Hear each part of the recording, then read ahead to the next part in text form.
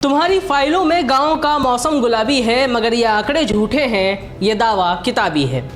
प्रसिद्ध जनकवि अदम गोंडवी की इस गजल की ये लाइनें सिर्फ कुछ पंक्तियां नहीं हैं, बल्कि सच कहें तो ये हमारे देश के सरकारी तंत्र की ज़मीनी हकीकत का वो आईना है जिसमें हम हर रोज़ अपने भ्रष्ट और लाचार सिस्टम की तस्वीर देखते हैं, कभी अपनी आंखों के सामने तो कभी अखबार की छपी सुर्खियों में। शौक से सुनते भी हैं, कभी किसी नेता के चुनावी जुमलों में तो कभी चाय की टपरी पर होती गपशप में। और आज हम भी ऐसी ही एक खबर को आपको बताने जा रहे हैं, जिसे सुनकर आपको हैरानी भी होगी और हंसी भी आएगी कि गजब हाल है भाई साहब इस देश का। नमस्कार, मैं हूं दीपक वर्मा, आप देख रहे हैं तरुण मित्र और आज हम बात करेंगे मध्य प्रदेश के एक ऐसे 100 बिस्तरों वाले अस्पताल की जो है पर असल में है नहीं। एक ऐसा अस्पताल जो पिछले 6 सालों से चल रहा है, वहाँ इलाज हो रहा है, भर्तियाँ चल रही हैं, डॉक्टर्स की, नर्सेस की, वार्ड बॉयज़ की, लगातार तनख्वाह जा रही है, लेकिन वो अस्पताल दिखता नहीं है। अब आप कहेंगे कि क्या ये कोई भूतिया हॉस्पिटल की कहानी सुना रहा हूँ मैं? जी नहीं, दरअसल जिस अस्पताल की मैं बात कर रहा हूँ उसका रिकॉर्ड तो है लेकिन वजूद नहीं। मध्य प्रदेश के इंदौर के खजराना इलाके में प्रस्तावित 100 बिस्तरों वाले सिविल अस्पताल को लेकर एक अजीब प्रशासनिक स्थिति सामने आई है। ये अस्पताल पिछले 6 वर्षों से सरकारी रिकॉर्ड में पूरी तरह संचालित माना जा रहा है, जबकि ज़मीनी हकीकत ये है कि अब तक उसकी एक भी ईंट नहीं रखी गई है। यहाँ तक कि अस्पताल के लिए ज़मीन का अंतिम चयन भी नहीं हो पाया है। मीडिया रिपोर्ट्स के मुताबिक 6 साल पहले यानी साल 2020 में मध्य प्रदेश सरकार ने खजराना में एक आधुनिक सिविल अस्पताल स्थापित करने की घोषणा की थी, लेकिन सरकारी ढीलाढाली के चलते अस्पताल के लिए उपयुक्त ज़मीन की तलाश लंबी खिंचती चली गई। लेकिन मज़े की बात यह है कि इसके बावजूद प्रशासनिक प्रक्रिया लगातार आगे बढ़ती रही।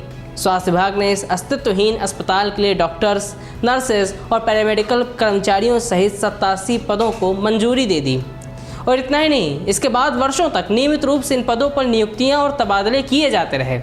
अस्पताल का भवन नहीं होने के कारण इन कर्मचारियों को शहर के विभिन्न सरकारी स्वास्थ्य संस्थानों, जिनमें हुकुमचंद अस्पताल, पीसी सेठी अस्पताल और अन्य सरकारी चिकित्सा संस्थान शामिल हैं, उनमें तैनात किया जाता रहा। अब इसके आगे सुनिए। जब ये पूरा कांड सामने आ गया, तब इस अजब गजब व्यवस्था पर प्रतिक्रिया देते हुए मध्य प्रदेश के डिप्टी सीएम राजेंद्र शुक्ला ने परियोजना का इतिहास बताते हुए इस पर पर्दा डालने की एक नाकाम कोशिश की। उन्होंने कहा, शुरुआत में यहाँ एक शहरी प्राथमिक स्वास्थ्य केंद्र संचालित होता था, बाद में इसे 50 बिस्तरों वाले सिविल अस्पताल में उन्नत किया गया और फिर इसे 100 बिस्तरों वाले अस्पताल के रूप में विकसित करने की योजना बनाई गई। उन्होंने कहा कि उपयुक्त सरकारी ज़मीन उपलब्ध नहीं होने के कारण अस्पताल का निर्माण शुरू नहीं हो सका। जब तक अस्पताल की इमारत तैयार नहीं हो जाती, तब तक स्वीकृत कर्मचारियों को अन्य सरकारी चिकित्सा संस्थानों में तैनात किया गया है। ज़मीन की तलाश अभी भी जारी है। खुद सोचिए कि किस तरह सरकार ने इस लापरवाही सरकारी तंत्र की असामान्य स्थिति को नॉर्मल बना दिया। 6 साल, भाई साहब 6 साल तक ज़मीन नहीं मिली। लेकिन अब विपक्ष ने इस पूरे मामले को सरकार की गंभीर लापरवाही बताते हुए तीखा हमला बोल दिया है। पूर्व मंत्री सज्जन सिंह वर्मा ने सवाल उठाया कि जब अस्पताल का भवन ही अस्तित्व में नहीं है तो वर्षों तक उसके नाम पर नियुक्तियां और तबादले कैसे किए जाते रहे। उन्होंने कहा कि हम आगामी विधानसभा सत्र में इस मुद्दे को प्रमुखता से उठाएंगे और सरकार से जवाब मांगेंगे। साथ ही उन्होंने पूरे मामले की उच्च स्तरीय जांच की भी मांग की है। वैसे इसमें सरकार के लिए कोई दिक्कत वाली बात नहीं है, क्योंकि यहाँ भी जांच का झुंझुना पकड़ा ही दिया जाएगा, वो भी उस सरकारी अस्पताल के घालमेल का जिसका ज़मीन पर नामो निशान ही नहीं है। और पब्लिक का क्या है, वो तो 6 सालों से उस सदृश अस्पताल में इलाज करवा ही रही थी, आदत पड़ गई है, आगे भी करवा ही लेगी।